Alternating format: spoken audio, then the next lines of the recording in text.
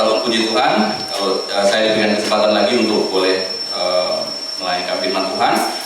Ya, tema yang diberikan kepada saya adalah menang bersama Tuhan. Ini adalah eksposisi yang terambil di dalam Filipi 4 ayatnya ke-10 sampai dengan 14. Saya undang Bapak Ibu dan anak-anak sekalian berdiri.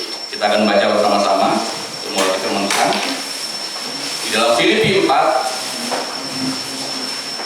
ayatnya yang ke-10 sampai dengan ke-14. Kita akan baca bersama-sama. Di bawah perikop terima kasih atas pemberian jemaat. 1, 2, 3. Aku sangat bersukacita dalam Tuhan bahwa akhirnya pikiranmu dan perasaanmu bertumbuh kembali untuk aku. Memang selalu ada perhatianmu, tetapi tidak ada kesempatan bagimu. Kukatakan ini bukanlah karena kekurangan, sebab aku telah belajar mencukupkan diri dalam segala keadaan. Aku tahu apa itu kekurangan, dan aku tahu apa itu kelimpahan. Dalam segala hal dan segala perkara tidak ada sesuatu yang merupakan rahasia bagiku, baik dalam hal yang kenyang maupun dalam hal kelaparan, baik dalam hal kelimpahan maupun dalam hal kekurangan. Segala perkara dapat kutanggung di dalam Dia yang memberikan kekuatan kepadaku. Namun baik juga perbuatanmu bahwa kamu telah mengambil bagian dalam kesusahanku. Silakan duduk. Demikian jawab firman Tuhan. Mari kita baca. Biarlah Tuhan memimpin dan menolong untuk kita boleh memahaminya. Bapak Ibu terkasih dalam Tuhan, ya, bicara tentang memberi, bicara tentang persembahan, mungkin ada sesuatu yang agak riskan, ya. Tapi hari ini kita akan belajar dari jemaat Filipi maupun bagaimana cara Paulus dalam mengelola keadaannya, bagaimana cara Paulus dalam memenangkan dalam tanda petik perjuangannya menghadapi ketidakpastian, menghadapi kekurangan yang dia alami. Bapak Ibu terkasih dalam Tuhan, kalau kita melihat sedikit review ke atas sedikit tentang konteks dari Filipi 4, ya, kita melihat ini adalah surat di Filipi, ini adalah bagian akhir, ya. Pasal 4 adalah bagian akhir dari surat Filipi. Bagaimana Paulus itu memberikan nasihat-nasihat. Baik, kalau kita lihat di pasal yang 4 bagian pertama itu bagaimana nasihat-nasihat yang secara khusus kemudian diungkapkan Paulus. Misalnya, berdirilah teguh, ya. Berdirilah teguh dalam Tuhan, itu sesuatu yang sifatnya khusus. Lalu kemudian Paulus di ayat 4-nya menyajikan bagaimana nasihat-nasihat yang secara umum disampaikan, ya. Di sana ada bersukacitalah dan lain sebagainya. Nah, masuk ke dalam pasal 40 ini adalah merupakan Paulus menyampaikan ungkapan sukacitanya. Paulus menyampaikan ungkapan terima kasihnya kepada pemberian jemaat Filipi. Paulus berterima kasih atas kemurahan hati Filipi ketika dia sedang ada dalam penjara. Baik Bu, seperti kita singgung sebelumnya, bagaimana Filipi ini adalah jemaat yang memiliki kedekatan khusus bagi Paulus. Bagaimana Filipi ini adalah jemaat yang spesial di mata Paulus. Bagaimana Filipi ini adalah jemaat yang memiliki relasi yang sangat baik kepada Paulus. Bahkan sejak awal pelayanan, Filipi sudah peduli dengan pelayanan Paulus. Bagaimana di saat jemaat atau orang-orang jemaat perdana waktu itu dalam tanda petik abai terhadap pelayanan Paulus, Filipi adalah satu-satunya jemaat yang kemudian menolong Paulus, mensupport pelayanan Paulus. Kita bisa temukan di ayat 15 dan ayat 16. Kamu sendiri tahu juga, hai orang-orang Filipi, pada waktu aku baru mulai mengabarkan Injil, ketika aku berangkat dari Makedonia, tidak ada satu jemaat pun yang mengadakan perhitungan hutang dan piutang dengan aku selain daripada kamu. Karena di Tesalonika pun kamu telah dua kali mengirimkan bantuan kepadaku. Jadi bukan bicara hutang piutang, artinya Paulus itu kemudian disokong pelayanannya oleh Filipi, bukan Paulus punya hutang kepada jemaat Filipi. Nah, Bapak Ibu dan hamba Tuhan dan anak sekalian, dari dua bagian tadi kita lihat bagaimana Filipi itu sejak awal menyokong pelayanan Paulus, ya. Tapi kalau kita perhatikan di ayat 17, sebenarnya lagi-lagi bukan soal pemberian yang dilihat oleh Paulus. Bukan soal pemberiannya, tapi apa? Buah atau dampak dari pemberian yang diberikan oleh jemaat Filipi. Sehingga dengan dukungan itu, dengan sokongan itu, pelayanan Paulus bisa lebih efektif lagi, bisa lebih luas lagi digarapnya, ya. Nah, tapi kalau kita kembali balik ke ayat yang 10, kok sepertinya ada kesan Filipi ini dalam kepeduliannya sepertinya kok lama tidak dipraktekkan. Dulu memang betul Filipi ini menyokong, satu-satunya jemaat yang mendukung. Tapi kalau kemudian di ayat 10 ada kesan bagaimana Paulus itu menyatakan, kok kamu lama ya? Ya kira-kira begitu. Aku sangat bersuka cita dalam Tuhan bahwa akhirnya pikiranmu dan perasaanmu bertumbuh kembali untuk aku. Ya, teringat kembali kepada Paulus dan pelayanannya. Memang selalu ada perhatianmu, tetapi tidak ada kesempatan bagimu. Ya, walaupun kemudian sepertinya kesannya Filipi itu kok lama tidak mensupport pelayanan Paulus, tapi bukan berarti Paulus lalu kemudian marah-marah. Ya, seperti kita tahu, hamba Tuhan memiliki hak untuk mendapatkan sesuatu berkat dari apa yang diberitakannya. Tapi bukan untuk itu kemudian melegalitas Paulus untuk marah-marah. Kok kalian nggak nyumbang saya sih, nggak mendukung pelayanan saya?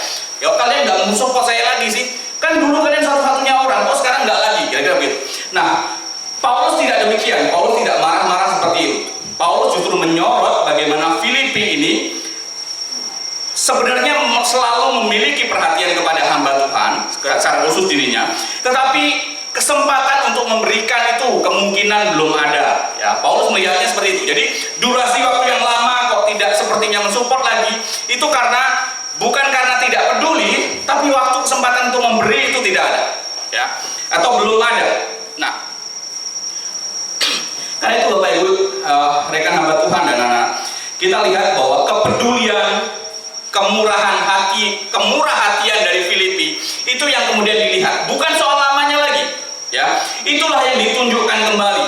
Ya, ibaratnya bagaikan sekuntum bunga yang sedang mekar. Ya, Paulus sangat menghargai bunga yang mekar tadi itu. Walaupun ada durasi sekian lama, kemudian Filipi itu sepertinya tidak berbunga dalam tanda petik. Nah, Bapak Ibu, inilah yang menjadi sukacita sendiri bagi Paulus. Ya, lagi-lagi bukan soal pemberiannya, tapi kemurahhatian Filipi yang disorot Paulus. Lagi-lagi ini bukan soal pemberiannya, tapi buah dari pemberiannya itu bisa berdampak besar bagi pelayanan Paulus. Nah, kalau kita perhatikan, di titik inilah sebenarnya kemenangan dari Paulus. Di titik inilah bagaimana Paulus bisa mengendalikan diri dan mengendalikan kondisi, bahkan di saat tidak ada support bagi pelayanannya dia. Ya, disinilah Paulus menjelaskan kemenangannya, ya, dalam bergumul baik tentang diri dan keadaannya. Ya, Bapak terkasih, kemenangan yang seperti apa? Ya, saya melihat ada beberapa kemenangan. Menang dari keadaan, itu yang pertama. Ya, seringkali kondisi yang terjadi pada seseorang itu dapat mengakibatkan perubahan pada perilaku. Ya, kekurangan ataupun kelebihan sama-sama mengandung bahaya. Ya, dalam kekurangan orang bisa ketika susah, ketika kekurangan orang itu bisa lantas sampai menjual harga dirinya, apalagi hamba Tuhan, bahkan merendah-rendahkan serendah-rendahnya di depan jemaat. Ayo support saya, tolong saya. Ya, bisa seperti itu. Lalu kemudian dalam kekurangan seorang hamba Tuhan pun bisa menjadi putus asa dan kemudian berkata kepada Tuhan, kok Tuhan utus saya lalu kemudian membiarkan saya? Bapak terkasih, begitu juga dalam kelimpahan. Yang saya pikir juga bukan berarti tidak ada kesulitan. Ya, dalam kelimpahan sekalipun, ketika berkelimpahan, ya, ini mengandung bahaya karena bisa membuat orang itu terhilang arahnya dan kemudian bisa melupakan Tuhan. Ya, jangan susah. Jangan kemudian juga terlalu berlebihan, ya. Nah, kemudian kalau seorang sudah terlalu berlebihan, kalau merasa dirinya sudah otonom, kemudian mandiri, terlalu hebat di hadapan Tuhan, dan kemudian nggak perlu lagi Tuhan. Ya, kadang-kadang seperti ini Bapak Ibu. Kita ini lebih nyaman mana kita beribadah saat dompet kita terisi atau saat dompet kita kosong. Ya, ini seringkali pertanyaan yang ditanyakan Pak Pendeta Wigman dalam ibadah. Pasti kalau kemudian kita nyaman beribadah, tidak memikirkan banyak hal, kalau kemudian dompet kita kok terisi. Tapi coba ditanyakan, mana keberadaan kita lebih dekat, lebih bergantung kepada Tuhan, lebih berharap sungguh-sungguh kepada Tuhan, waktu dompet kita kosong atau waktu dompet terisi. Ya. Seringkali justru di saat dompet kita kosong kemudian kita bergantung sepenuhnya kepada Tuhan, meminta pertolongan Tuhan. Ya. Bapak Ibu yang terkasih, dua hal baik dari kekurangan maupun kelimpahan, dua-duanya sama memiliki risiko berbahaya. Bisa memisahkan seseorang dari Tuhan, bisa kemudian membuat orang itu tawar hati kepada Tuhan. Ya. Bapak Ibu, Paulus tidak ingin Filipi ini kemudian salah tanggap dengan ucapan terima kasih, rasa syukurnya kepada jemaat Filipi, ungkapan sukacitanya kepada Filipi. Ya. Paulus kemudian di ayat 11 itu mengungkapkan alasannya. Kukatakan ini bukanlah karena kekurangan, sebab aku telah belajar mencukupkan diri dalam segala hal. Kalau Bapak Ibu coba baca dari Alkitabnya di versi VMD atau versi mudah dibaca, ini bicara tentang bukanlah karena kekurangan, itu bicara tentang bukan karena aku butuh sesuatu. Jadi, aku menceritakan hal itu bukan karena aku butuh sesuatu. Aku telah belajar puas dengan semua yang ada padaku. Bapak terkasih, Paulus mengatakan di ayat 10 tadi, itu bukan karena dia sedang dalam keadaan kekurangan lalu berharap Filipi segera mengirimkan uang atau setidaknya segera menambahi kalau sudah diberikan. Bukan karena sedang butuh sesuatu, ya, bukan karena sedang berharap-harap cemas, ya, menunggu kapan datangnya Filipi, kapan datangnya persembahan dari jemaat Filipi. Bukan dalam keadaan seperti itu. Ya, saya pikir wajar saja kalau orang kemudian berpikir seperti itu. Ya, kan Filipi jemaat yang murah hati. Ya, siapa lagi yang bisa diharapkan? Di saat jemaat lain tidak memberi, Filipi memberi. Kira-kira begitu. Nah, ini juga kemudian Paulus mengklarifikasi, ini bukan karena Paulus mau memuji-muji, mengangkat angka supaya berharap nanti Filipi bisa menambahin lagi. Kan sudah dibawa kan melalui Epafroditus, ya. Jangan kemudian berharap menambahin lagi, ya. Paulus menjelaskan alasannya, mengatakan hal itu, menyinggung hal itu adalah untuk mengucap syukur atas tindakan kasih Filipi kepada dia. Ya, yang mensupport pelayanannya, yang mendukung pelayanannya. Paulus mengucap syukur atas simpati dan empati dari Filipi terhadap Paulus. Ya, kita lihat bagaimana Paulus sangat memberikan highlight kepada tindakan Filipi yang mengambil bagian dalam kesusahannya. Engkau telah mengambil bagian dalam kesusahanku, ya. Sepenanggungan dalam kesusahanku, ya. Dalam bahasa Inggrisnya di versi tertentu saya lupa menyebut itu to share with me in my trouble, ya, mau sepenanggungan, mau berbagi sesuatu dalam kesusahan dengan Paulus.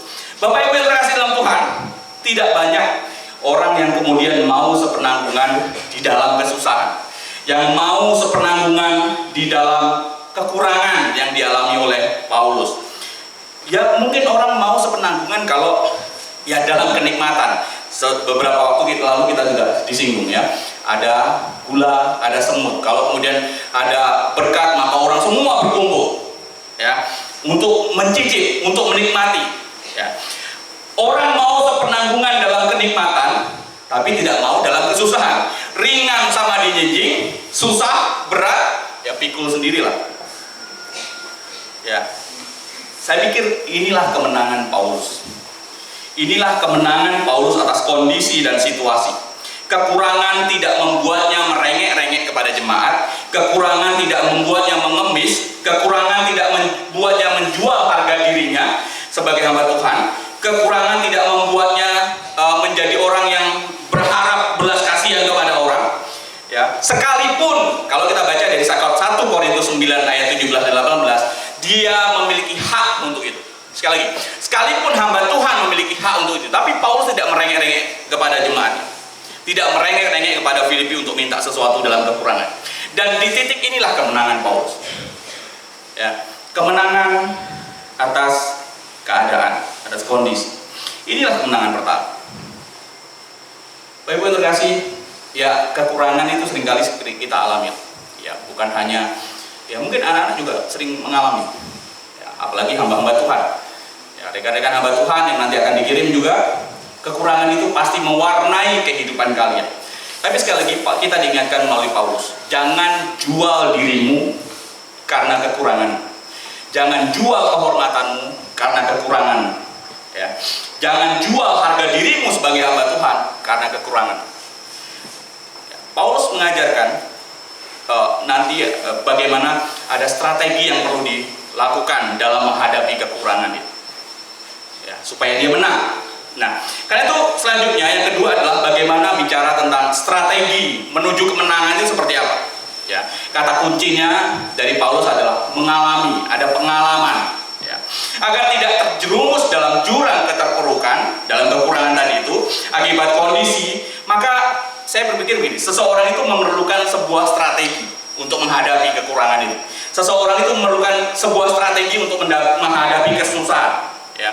Seringkali strategi atau cara menghadapi situasi itu muncul gara-gara mengalami terlebih dahulu.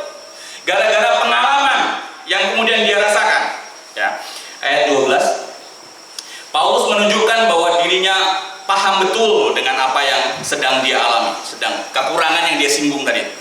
Filipi 4:12. Aku tahu apa itu kekurangan dan aku tahu apa itu kelimpahan. Dalam segala hal dan dalam segala perkara tidak ada sesuatu yang merupakan rahasia bagiku, baik dalam kenyang maupun dalam kelaparan, baik dalam kelimpahan maupun dalam kekurangan. Ya. Kalau di dalam terjemahan bahasa Indonesia sehari-hari itu mungkin lebih gampang dipahami. Ini saya melihatnya lebih nyaman lah, walaupun ya perlu penggalian lebih lanjut, tapi lebih jelas poin-poinnya ya di ayat 12 itu. Terjemahan bahasa Indonesia sehari-hari menyebut demikian. Saya sudah mengalami, ada pengalaman di sana. Hidup serba kekurangan dan juga hidup dengan kelebihan. Dan kemudian dinyatakan, saya sudah mengenal rahasianya. Bukan hanya sudah mengalami, tapi tahu rahasianya. Seperti apa sih kalau sedang mengalami kekurangan? Seperti apa sih kalau sedang mengalami kelebihan? Dan bagaimana dia harus berbuat itu dia tahu. Ya. Saya sudah mengenal rahasianya untuk menghadapi keadaan yang bagaimanapun juga, baik keadaan makmur maupun keadaan miskin, baik keadaan mewah maupun keadaan berkekurangan. Baik, untuk kasih kita lihat, Paulus juga pernah mengalami serba kekurangan, mengalami hidup juga berkelebihan. Paulus pernah mengalami, ya. Bagi Paulus, karena itu kalau kita sekarang bicara tentang kesusahan, bicara tentang kekurangan, itu bukan lagi menjadi sesuatu yang misteri bagi Paulus, bukan lagi menjadi sesuatu yang rahasia. Kesusahan bukan barang baru bagi Paulus. Kesusahan bukan sesuatu yang asing bagi Paulus. Penderitaan, kekurangan itu bukan lagi sesuatu yang menakutkan bagi Paulus, bukan momok bagi Paulus, ya. Bahkan bukan misteri yang sulit terpecahkan bagi Paulus. Paulus sudah pernah mengalaminya dan tahu caranya menghadapinya. Bapak Ibu, mengalami sesuatu itu memunculkan strategi. Paulus yang sudah melihat, sudah tahu, sudah mengenal, sudah mengerti, sudah memahami, lalu kemudian memunculkan kreativitasnya, memunculkan pikirannya, dan memunculkan daya juangnya, ya, untuk bertahan setidaknya, memunculkan daya juangnya, strateginya untuk bisa melaluinya. Dia sudah mengenal rahasia menghadapi keadaan yang bagaimanapun juga, baik dalam susah maupun dalam senang. Dia sudah mengenal baik keadaan makmur maupun keadaan miskin, baik keadaan mewah maupun keadaan berkekurangan. Setidaknya kalau kita perhatikan ada dua strategi di dalam satu kata yang dimunculkan. Ada dua strategi Paulus dalam menghadapi kondisi kekurangan yang dialami. Yang pertama adalah menekan keinginan, lalu kemudian adalah yang kedua dan berusaha mencukupkan, ya. Ayat 11, kukatakan ini bukanlah karena kekurangan, sebab aku telah belajar mencukupkan diri dalam segala keadaan. Nah, kalau kita lihat dari bahasa aslinya atau terjemahan lain itu bicara tentang memuaskan diri. Bicara mencukupkan diri, bahasa aslinya itu autarkes, itu bicara tentang sesuatu yang memiliki dua dimensi. Dimensi pertama itu adalah dimensi menekan, ya, dimensi menekan. Jadi istilah autarkes ini, mencukupkan diri ini adalah istilah kesayangan atau istilah yang umum dipakai oleh kaum Stoa yang beranggapan bahwa untuk menolak semua bentuk tekanan yang datang dari luar. Jadi kaum Stoik itu seperti itu. Ya, istilah kesayangan kaum Stoik, kaum Stoa yang menolak semua trigger dari luar kemudian masuk ke dalam diri. Rangsangan dari luar itu bisa ditolak semua, ya. Menolak semua bentuk tekanan yang datang dari luar, ya. Karena itu autarkes dalam pandangan Stoa juga digambarkan sebagai sebuah upaya untuk menekan, ya, supaya untuk menekan diri supaya apa? Supaya melawan keinginan yang masuk, melawan keinginan nafsu, ya, sesuatu yang diinginkan, ya, lalu kemudian membatasi dirinya, membelenggu dirinya, ya, membelenggu keinginannya untuk kemudian tidak memenuhi tuntutan nafsu itu, ya, bahkan kalau perlu berpuasa, ya. Jadi istilah mencukupkan diri ini sangat sesuai dan selaras dengan pandangan kaum Stoik yang seringkali dikenal dengan istilah apatheia, ya, pandangan hidup yang pasrah, yang tawadu, tawakal kalau meminjam istilah teman-teman kita Muslim. Tawakal, tawadu yang menerima keadaannya hari ini, ya. Kalau orang Jawa bilang pasrah bongkoan, pasrah sepenuhnya kepada Tuhan. Pasrah sepenuhnya kepada Tuhan, menerima apa saja yang dikehendaki oleh Tuhan, menerima apa saja yang sudah ditetapkan. Ya, kalau saya miskin, ya saya terima saya miskin. Kalau saya menderita, saya terima saya menderita. Kalau saya mengalami kekurangan, ya saya terima mengalami kekurangan. Nggak perlu mencari-cari caranya supaya keluar dari kekurangan. Karena apa? Ya itu bagian panggilan kita. Ya, itulah peran kita di dunia. Kira-kira seperti itu. Ya. Kalau bahasa Jawanya itu ada istilah nerimo ing pandum, menerima pemberian daripada Tuhan. Ya, Tuhan sudah memberikan pandum apa, memberikan sesuatu apa, yaitu yang diterima. Nerimo ing pandum. Ya. Berusaha mencukup-cukupkan diri. Kalaupun kurang, ya cukup tekanlah diri dari kekurangan tadi itu. Ya, misalnya kalau biasanya makan 3 kali, ya mencukupkan diri. Dengan gaya hidup Stoik tadi itu, ya, dengan gaya hidup autarkes itu dari satu sisi adalah ya makannya 1 kali saja lah, nggak perlu 3 kali. Ya kalau bisa makan 1 kali 1 hari, ya makan 1 kali 1 hari. Ya, memang kurang, tapi berusaha menyesuaikan diri dengan kekurangan itu. Memang kurang, tapi belajar mencukupkan diri dari kekurangan itu. Nah, artinya seberapa yang ada itu dimanfaatkan dan digunakan sebijaksana mungkin untuk memenuhi kebutuhan diri dalam kekurangan tadi. Itu yang pertama. Ya. Jadi dimensi pertama di autarkes adalah bicara dimensi yang menekan, dimensi yang mengekang diri supaya tidak memenuhi tuntutan itu semua. Ya.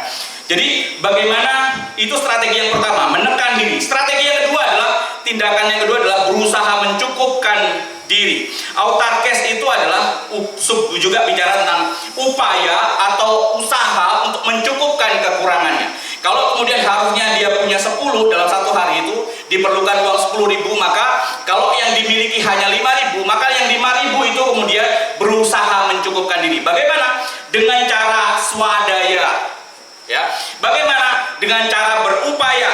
Bagaimana? Dengan cara mandiri, tidak berharap lagi dari misalnya kalau dalam konteks Paulus adalah persembahan daripada orang.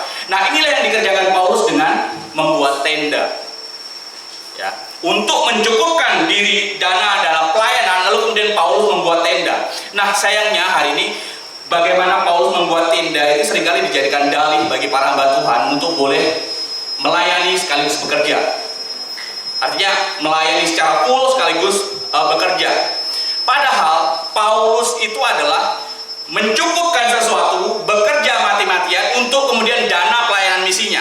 Jadi ketika dia pelayanan misi, dia nggak sekaligus membuat tenda. Tapi ketika dananya tidak cukup, dia baru membuat tenda untuk mencukupkan perjalanan misi yang selanjutnya. Nah, autarkes adalah upaya atau usaha mencukupkan diri, ya, yang menunjuk pada tindakan aktif untuk mencukupkan keperluan tadi itu. Ya.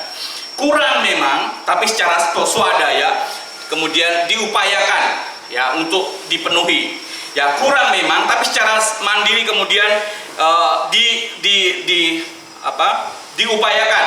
sehingga tidak mengharap belas kasihan dari jemaat, apalagi konteksnya jemaat Filipi yang lama tidak memberi, apalagi seperti itu. Bapak Ibu yang terkasih, dari sini autarkes istilah tadi, mencukupkan diri tadi itu menunjukkan bahwa Paulus itu sama sekali tidak berharap, ya, sama sekali tidak menunggu, sama sekali tidak menanti, ya, jemaat Filipi untuk memberi. Jadi kalau kemudian di ayat 10 tadi dia bilang, aku sangat bersuka cita karena pemberian itu bukan kemudian mau ngangkat-ngangkat Filipi, bukan kemudian itu mau supaya Filipi tambah duit lagi, bukan menyesalkan Filipi kok selama ini nggak cepat memberi. Tidak, ya. Paulus tidak bergantung kepada pemberian itu, ya, baik dari jemaat Filipi maupun jemaat yang lain. Nah, Bapak Ibu terkasih, inilah salah satu kunci Paulus menang dalam peperangan menghadapi situasi yang sulit, ya.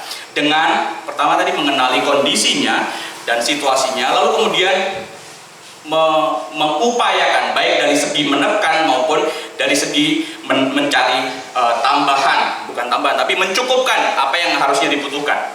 Ya, seringkali tidak mudah, ya, seringkali tidak mudah menghadapi. Tapi Paulus mengajak kita semua coba mengenali apa yang terjadi, ya, mengenali. Memang situasi ya, kekurangan, kelebihan itu bagian dari dinamika hidup, naik turunnya hidup, dan seringkali memang harus kita alami. Ketika kita ada dalam kelebihan, ya jangan jumawa kemudian hambur-hamburkan uang dan lain sebagainya, tapi perlu berhikmat dan bijaksana untuk menyimpan, kalau konteks Paulus sebagai sarana untuk kemudian dia melayani kembali. Kalau kemudian ketika ada dalam penderitaan, ya itu tadi, coba ketika dalam keadaan penderitaan dan kekurangan, jangan kemudian nafsu kita justru besar dan lain sebagainya, tapi coba tekan itu, ya, aurexia, tekan itu, ya. Kadangkala walaupun orang agak sengit dengan gaya hidup kaum Stoik, tapi boleh juga, ya, sesekali kita tiru. Stoik itu atau ketika menghadapi sesuatu, ya sudahlah, tidak apa-apalah, ya, saya sudah seperti ini, ya nggak apa-apa, ya, ini bagian saya. Seringkali begitu juga. Jadi tidak ada lalu kemudian pancingan-pancingan untuk berbuat sesuatu. Misalnya, kok orang lain punya HP yang baik, lalu kemudian saya harus mengejar HP yang baik. Kalau orang Stoik, ada orang punya HP yang baru, yang bagus, yang baik, dia cuma senyum saja. Saya nggak apa-apa kok, ini saja. Itu Stoik. Ya, Bapak Ibu terkasih, tapi bukan hanya itu. Tapi kalau memang ada kekurangan dalam artian mencukupkan diri, ya harus berusaha, ya harus dikejar, ya, kekurangannya itu tadi, bukan untuk memuaskan sepuas-puasnya, tapi memang untuk ada satu kata kunci tadi, mencukupkan diri, ya, sekali lagi mencukupkan diri. Itu yang kedua. Nah, selanjutnya yang ketiga yang jauh lebih penting, ya, yang mendasari dari dua hal tadi itu adalah bagaimana kemenangan itu didasarkan kepada kekuatan dari Tuhan sendiri. Seperti kita lihat tadi, Paulus itu tidak takut menghadapi baik itu kekurangan, baik itu penderitaan. Paulus tidak takut menghadapi baik itu kelebihan. Ya, dia sudah pernah mengalami, ya, susah atau senang dihadapi dengan penuh syukur. Ya, baik dia dikala senang berlimpah banyak berkat, Paulus tidak jumawa. Paulus tidak, ya apalagi serakah. Paulus tidak jumawa, tidak sombong, apalagi sampai serakah. Ya, semua kemudian digunakan, ya, dan dimanfaatkan dengan baik sebagai apa? Sarana, alat penunjang pelayanannya. Ketika susah, ketika kekurangan, ya Paulus tidak berupaya, ya. Paulus memang berupaya, berusaha, bersuadaya mencari solusinya. Tapi di sisi juga kemudian dia menekan dirinya, ya, mencukupkan dengan apa yang ada. Dua strategi tadi, ya. Lalu kemudian, ya, maksudnya dengan dua cara dan dua strategi bukan berarti kemudian Paulus menunjukkan bahwa Paulus itu tidak berkeluh kesah dalam kekurangannya, ya. Apalagi sampai menghujat Tuhan dalam kekurangannya. Dan satu hal yang penting yang mendasari upaya dari Paulus dan strateginya dalam menghadapi aneka situasi adalah penyertaan Tuhan. Ya. Tuhanlah yang memberi kekuatan dan memberikan kesanggupan oleh Paulus. Ya, tanpa itu semua sia-sia usahanya, tanpa itu semua sia-sia upayanya, tanpa itu semua sia-sia dia mengobservasi bagaimana kekurangan itu, bagaimana kelebihan itu, kemudian bagaimana memahaminya, ya, seperti apa menghadapinya, sia-sia. Ya, semua didasarkan kepada kekuatan yang Tuhan berikan. Segala perkara dapat kutanggung di dalam Dia yang memberikan kekuatan kepadaku. Ya. Bapak-Ibu terkasih, kekurangan memang seringkali tidak mudah dilewati. Ya, walaupun ada pengalaman merasakannya seperti Paulus, ya, walaupun ada pengalaman pernah ditolong dan dipelihara oleh Tuhan, tapi seringkali kesusahan, kekurangan, penderitaan itu tidak pernah ada dalam satu template yang sama. Dulu saya pernah merasakan kesusahan, kekurangan, tapi ada saja cara Tuhan, ya. Tapi hari ini bisa jadi Tuhan nggak nolong. Tapi maksudnya gini, bisa jadi Tuhan itu mundurkan pertolongannya, ya, sehingga membuat kita semakin lama semakin susah menghadapinya. Karena itu setiap kali kesusahan, setiap kali kesenangan, setiap kali kita di atas maupun di bawah, itu berbeda template-nya, ya, tidak pernah sama, unik pada dirinya. Seringkali kesusahan yang baru itu tidak sesuai dengan apa yang kita pikirkan pertama. Walaupun kita sudah mengalaminya, walaupun kita tahu cara strateginya, tapi kalau kemudian kita atau diri kita tidak didasarkan atau tidak dilandaskan kepada kekuatan dan pertolongan daripada Tuhan, maka sia-sia saja strategi yang sudah dibuat. Karena itu penting di titik ini, segala perkara dapat kutanggung di dalam Dia yang memberikan kekuatan kepadaku. Diperlukan ketundukan di sana, diperlukan takluk, ya, mengunduk kepada Tuhan, bergantung sepenuhnya kepada Tuhan, dan berharap Tuhanlah yang memberikan kekuatan. Nah, dalam konteks ini Paulus sangat-sangat mengandalkan Tuhan dan mengharapkan kekuatannya. Ya. Lagi-lagi terjemahan bahasa Indonesia sehari-hari lebih tepat poinnya. Filipi 4 ayat 13 berkata demikian. Dengan kuasa, kalau dalam bahasa Yunani dunamo, dengan kuasa dunamo yang diberikan Kristus kepada saya mempunyai kekuatan untuk menghadapi segala rupa keadaan. Jadi tidak melulu karena dia sudah bisa mengobservasi apa yang dia alami, tidak melulu dia sudah tahu rahasianya menghadapi, tidak melulu bagaimana dia sudah tahu bagaimana strategi menghadapinya. Tapi semua itu didasarkan kepada kekuatan Tuhan yang diberikan kepada Paulus, didasarkan kepada kuasa dunamo yang diberikan Tuhan kepada Paulus. Jadi bukan karena hebatnya dia. Dan ini kunci yang paling basis, paling dasar, yang menjadi penekanan utama kepada apa yang sudah Paulus lakukan, kepada apa yang sudah Paulus kerjakan, ya, bagaimana dia menghadapi segala situasi. Tanpa Tuhan dan kekuatannya, ya, bahasa Indonesia sehari-hari menyebutkan kuasanya, ya, tanpa Tuhan dan kuasanya tidak mungkin kita ini dapat melewati kesusahan, ya, dan kekurangan secara baik dan benar, ya. Apalagi dalam konteks Paulus, kesulitan dalam penjara, ya, itu jauh menambah lagi kekurangan. Sudah kekurangan, jemaat lupa mengirimkan, atau bukan lupa si Filipi, karena nggak ada kesempatan ngasihnya, kira-kira begitu. Dan ketika pas ngasih, ya, ketika pas memberi itu include, ya, bukan hanya perhatian, tapi juga keuangan, bukan hanya keuangan, tapi juga supporting pelayanan. Ada Epafroditus yang dikirimkan untuk melayani bersama Paulus. Ya, Bapak-Ibu yang terkasih, kekuatan Tuhan itulah yang memberikan kesanggupan kepada Paulus untuk menerima dan melalui setiap keadaan, khususnya kekurangan yang dialami. Inilah kemenangan itu. Bapak-Ibu yang terkasih, hari ini kita bisa belajar dari Paulus. Ya, dinamika hidup itu memang selalu ada. Ada kalanya naik, ada kalanya turun. Ya, waktu turun, Paulus sudah memberikan gambaran kepada kita. Ya, observasi keadaannya. Ya, bukan hanya observasi, tapi juga bagaimana mengambil sesuatu dari pengalaman yang sudah kita dapat sebelumnya, dan jadikan itu sebagai sebuah strategi. Ada dua kunci tadi. Dalam satu kata ada dua dimensi. Yang pertama adalah mengekang diri kalau kita sedang mengalami kondisi keterpurukan, tapi juga ya upayakan untuk mencukupkan sesuatu yang perlu dicukupkan. Bukan kemudian menambah-nambah supaya lebih, tapi mencukupkan sesuatu yang kurang tadi. Tapi itu semua omong kosong kalau kemudian tidak didasarkan kepada kekuatan yang Tuhan berikan. Itu semua omong kosong kalau kemudian tidak didasarkan kepada kuasa dunamo yang Tuhan berikan.